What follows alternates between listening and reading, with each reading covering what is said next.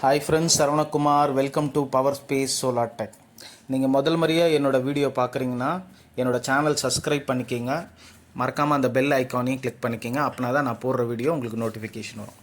நம்ம இன்றைக்கி பார்த்தோன்னா நம்ம சப்ஸ்கிரைபர் ஒருத்தர் வந்து திருத்தணி பக்கத்தில் நம்மளோட வீடியோ பார்த்துட்டு நம்மளுக்கு கால் பண்ணார். இந்த மாதிரி என் வீட்டில் ஒரு சோலார் போட்டேன், சரியாக ஒர்க் பண்ணலை அப்படின்ட்டு. நான் அவர் கூட வீடியோ கால்லேயே பேசினேன். பார்த்தா அவர் ஒரு நார்மல் எக்ஸைடு ஹைப்ரிட் இன்வெர்ட்டர் போட்டிருந்தார். ஒரு 165Ah பேனல் பார்த்திங்கன்னா ஒரு 2-3 பேனல் போட்டிருந்தார். நான் அவர்கிட்ட சொன்னேன், இந்த பேனல்லாம் போட்டால், இந்த இன்வெர்ட்டர்லாம் போட்டால் உங்களுக்கு கரண்ட்டு பில்லாம் ஒன்றும் பெருசாலாம் மிச்சமாகாது. mppt இன்வெர்ட்டர் தான் போடணும். அதே மாதிரி ஒரு பேனல் பார்த்திங்கன்னா மினிமம் 500 வாட்ஸாவது இருக்கணும். அப்படின்னா தான் உங்களுக்கு அவர் சொன்ன லோடுக்கு கரெக்டாக இருக்கும்னு நான் சொல்லியிருந்தேன். நான் இந்த இன்வெர்ட்டரை ரிட்டர்ன் பண்ணிடுறேன் சார், எனக்கு ஏற்கனவே வீட்டில் இன்வெர்ட்டர் இருக்குது, நீங்கள் அதை மாற்றி தர முடியுமா, சோலாராக கன்வெர்ட் பண்ணி தர முடியுமான்னு கேட்டார். கண்டிப்பாக பண்ணி தரலான்னு சொல்லிட்டு நம்ம அதுக்கு ஒரு Asha power mppt charge controller அவருக்கு நம்ம ரெஃபர் பண்ணோம். அதே மாதிரி ரெனூசிஸில் 540 வாட் பேனல் ஒன்று அவருக்கு நம்ம சொல்லியிருந்தோம். ஏற்கனவே அங்கே இருக்கிற பேனலும் நம்ம யூஸ் பண்ணிக்கலாம் சார் அப்படின்னு அவர் சொல்லியிருந்தார். சரி பண்ணிக்கலாம் அப்படின்ட்டு அவர் இப்போ சைட்டுக்கு தான் போயிட்டுருக்கோம் காரில். நிறைய பேருக்கு சோலார் பற்றி தெரியல. சோலார் விற்கிறவங்களுக்கும், அதாவது இந்த பேட்ரி கடை இல்லை இந்த எலக்ட்ரிஷியன்ஸ், இவங்களுக்கும் கஸ்டமருக்கு என்ன தேவை, எது போட்டால் கரெக்டாக இருக்கும்ன்றதும் சொல்ல தெரியல. அதனால் நிறைய பேர் இந்த மாதிரி கஷ்டப்படுறாங்க. நம்ம ஆல்மோஸ்ட் அந்த ஊருக்கிட்ட வந்துட்டோம். இதான் அந்த ஊர். திருத்தணிலேருந்து ஒரு 22 கிலோமீட்டர் இந்த ஊர்.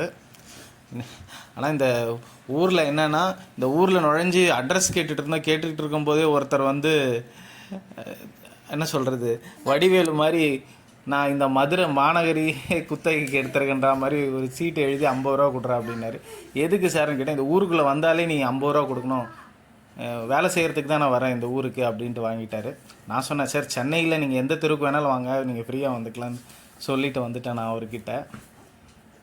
இதெல்லாம் கொஞ்சம் கவர்மெண்ட் பார்த்து சரி பண்ணால் நல்லாயிருக்கும். ஏன்னா ஒரு ஊருக்குள்ளே வர்றதுக்கே நீங்கள் காசு போட்டிங்கன்னா சரி இருக்காது. அதேமாதிரி பார்த்திங்கன்னா சைட்டுக்கு வந்துட்டோம். இதான் அவங்க ஏற்கனவே வச்சுருந்த பழைய பேனல் 2 பேனல். இது நம்ம மோனோபர்க் ஆஃப் கட் ரெனூசிஸோடது போட்டிருக்கோம். இங்கேயே கஸ்டமருக்கே கொஞ்சம் கன்ஃபியூஷன் தான். அவங்க நம்மளுக்கு ஃபோனில் சொல்லும்போது நம்ம ஈஸ்ட் டு வெஸ்ட் எவ்வளோ அளவுன்னு கேட்டேன். அவர் 15 ஃபீட்டு சொல்கிறாரு, 17 ஃபீட்டு சொன்னார். கடைசியில் இங்கே வந்து பார்த்தா நார்த்து டு சவுத்து தான் 17 ஃபீட் இருக்குது. பார்த்தா ஃபஸ்ட்டு இந்த மாதிரி பேனல் வைங்க மாற்றி சொல்லிகிட்டு இருந்தார். கடைசியாக ஒரு முடிவுக்கு வாங்கன்னு சொல்லி அப்புறமா நம்ம அது லொக்கேஷனை கரெக்டாக செட் பண்ணி நம்ம அந்த பேனல் செட் பண்ணோம். நீங்கள் பார்க்கலாம், ஃபஸ்ட்டு இப்போ நார்த்து டு சவுத்து பேனல் வச்சுருக்கோம்.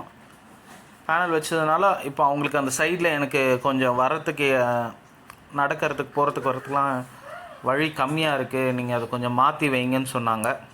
சரி நம்ம திரும்ப எடுத்து திரும்ப மாற்றி வச்சோம். நீங்கள் வீடியோவில் பார்க்கலாம். அதான் அவங்களோட பழைய பேனல் 165 வாட்ஸ் பேனல். இந்த 165 வாட்ஸ் பேனல்லாம் பார்த்திங்கன்னா பேருக்கு தான் பேனல். நீங்கள் ஒரு நல்ல கரண்ட்டு பில்லை மிச்சம் பண்ணணும், உங்கள் வீட்டில் ஒரு டபுள் பெட்ரூம்லாம் இருக்குன்னா குறைஞ்சது 700 வாட்ஸ் பேனலாகவும் இருக்கணும். அப்படின்னா தான் நீங்கள் கரண்ட்டு பில்லையே மிச்சம் பண்ண முடியும். எல்லோரும் இப்போ இந்த ஊர் சைட்லலாம் ஒன்றும் தெரியாது. அவங்க என்ன பண்ணுவாங்க, இந்த மாதிரி குட்டி panel 2 panel normal PWM solar inverter போட்டுடுறாங்க. அது PWM சோலார் இன்வெர்ட்டரை என்ன பண்ணுன்னா உங்கள் கரண்ட்லேருந்தே சார்ஜிங் எடுத்துகிட்டு உங்கள் கரண்ட்டில் அப்படியே உங்களுக்கு டிஸ்சார்ஜ் பண்ணும். சோலார் பேனல்லேருந்து பெருசாலாம் ஆகாது. அதனால தான் நான் கஸ்டமருக்கு ரெஃபர் பண்ணுறதுனா mppt சார்ஜ் கண்ட்ரோலர் போடுங்க, mppt இன்வெர்ட்டராக போடுங்க, நல்ல இன்வெர்ட்டராக போடுங்க. இப்போ நிறைய பிராண்டட் இன்வெர்ட்டர்லாம் பார்த்திங்கன்னா அலுமினியம் டிரான்ஸ்ஃபார்மர் இருக்குது. அப்படியே சோலாரில் அது அப்படியே கொதிக்குது. அதனால் பிராண்டட் எந்த பிராண்டாக இருந்தாலும் நல்லா காப்பர் டிரான்ஸ்ஃபார்மர் எதில் இருக்குதுன்னு பாருங்கள், அந்த இன்வெர்ட்டராக போடுங்க. எல்லாம் கஸ்டமைஸ் சோலார் இன்வெர்ட்டர் பொறுத்த வரைக்கும் நீங்கள் செஞ்சு கூட போடலாம். இப்போ ஃபைனலாக நம்ம இந்த அவுட்புட் கொடுத்துருக்கோம் அவங்களுக்கு. பேனலுக்கு பின்னாடி ஒரு பேனல் வச்சோம், முன்னாடி 2 பேனல், அந்த 165 பேனல் இந்த ஃப்ரண்ட் சைடும், மோனோபர்க் ஆஃப் கட் பேனலும் பின்னாடி வச்சிட்டோம். இப்போ அவங்களுக்கு சைடில் அவங்க கேட்ட வழி வந்துருச்சு. அதே மாதிரி நீங்கள் லாங்கில் இருந்து எங்களுக்கு கன்வே பண்ணுறீங்கன்னா மெசேஜ் கரெக்டாக இருக்கணும். அப்படின்னா தான் நாங்கள் அதுக்கேற்ற பொருள்லாம் எடுத்துகிட்டு வர முடியும். மோஸ்ட்லி நான் இந்த மாதிரி வேலை பார்க்குறத நான் சென்னைக்கு வெளியிலே போகக்கூடாதுன்னு முடிவு பண்ணிட்டேன். ஏன்னா எங்களுக்கு ட்ராவலே நிறைய ஆகுது. அந்த டென்ஷன்லேயே என்னால் நிறைய இதெல்லாம் வீடியோ எடுக்க முடியல. இது ஏதோ எடுத்த வீடியோ ரிப்பீட் மோட் போட்டு நான் உங்களுக்கு ஆடியோ போட்டுட்ருக்கேன்.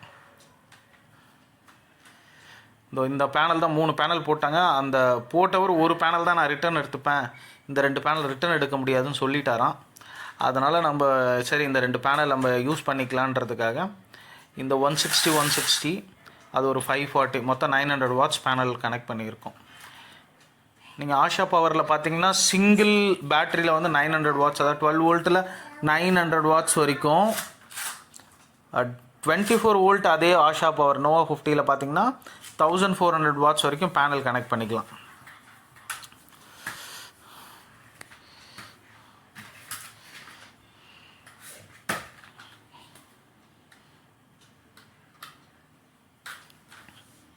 இந்த ஆல்மோஸ்ட் பேனல் ஒர்க் எல்லாம் முடிஞ்சிருச்சு. இப்போ கீழே சார்ஜ் கண்ட்ரோலரும் கனெக்ட் பண்ணிட்டோம் நாங்கள். வாங்க அந்த சார்ஜ் கண்ட்ரோலரும் எப்படி இருக்குன்னு நான் காமிக்கிறேன். நாங்கள் இதுக்குன்னே இப்போது ஒரு சோலார் ட்ரைனிங் கிளாஸ், அதாவது நீங்கள் சோலார் வாங்கணுன்னா எப்படி வாங்கணும், நீங்கள் சோலார் போடணுன்னா எப்படி போடணும் அப்படின்னு ஒரு ட்ரைனிங் கிளாஸ் கொடுக்கலான் இருக்கோம். இது டெக்னீஷியன்ஸ்க்கும் சரி, இந்த மாதிரி கஸ்டமர்ஸ்க்கும் சரி.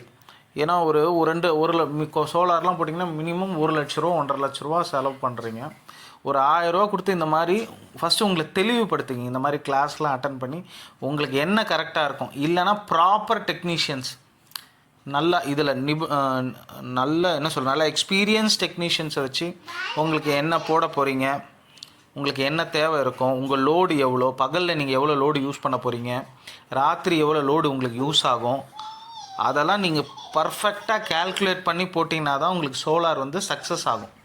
இல்லை ஏனோ தானோ நானும் வீட்டுக்கு மொட்டை மாடியில் பேனல் வச்சேன், கீழே பேட்ரி வச்சேன் அப்படின்னா உங்களுக்கு வந்து இது சக்ஸஸ் ஆகாது. இங்கே பார்த்தீங்கன்னா நம்ம இங்கே mppt சார்ஜ் கண்ட்ரோலர் போட்டிருக்கோம். ஆஷா பவர் நோவா 50ன்ற மாடல். ரைட்டில் பார்த்தீங்கன்னா ஒரு DC MCB வச்சுருக்கோம்.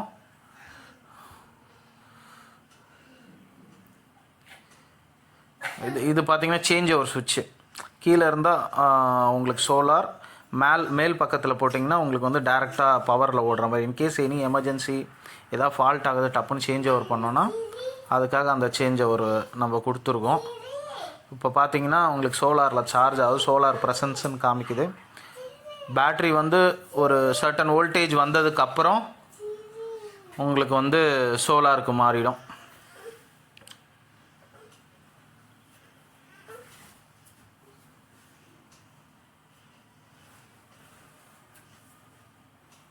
அதே மாதிரி கண்டிப்பாக இந்த DC MCB போடணும். இதுக்கு முன்னாடி இன்வெர்ட்டர் போடுறவர் டேரெக்டாக எடுத்துகிட்டு வந்து கனெக்ட் பண்ணியிருந்தார். அப்படி பண்ணவே கூடாது. ஏதாவது ஃபால்ட்டுனா அவ்வளோதான், கனெக்ட் பண்ண டிவைஸ் காலி ஆகிடும். அதே மாதிரி மேலேருந்து கீழே கொண்டு வரும்போது பார்த்திங்கன்னா 20 மீட்டர் ஒயருக்குள்ளேயே முடிச்சிடணும். 20 மீட்டருக்கு மேலே போகுதுன்னா அதுக்கேற்ற மாதிரி நம்ம சிஸ்டத்தை அட்ஜஸ்ட் பண்ணி வைக்கணும்.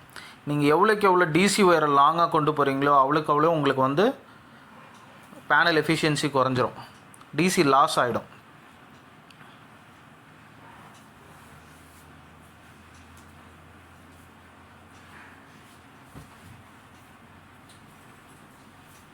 அதே மாதிரி மேலேருந்து கீழே போடுறது கூட உங்களுக்கு வந்து DC ஒயர் தான் யூஸ் பண்ணணும். எக்காரணத்துக்கு கொண்டு AC ஒயர் யூஸ் பண்ணக்கூடாது.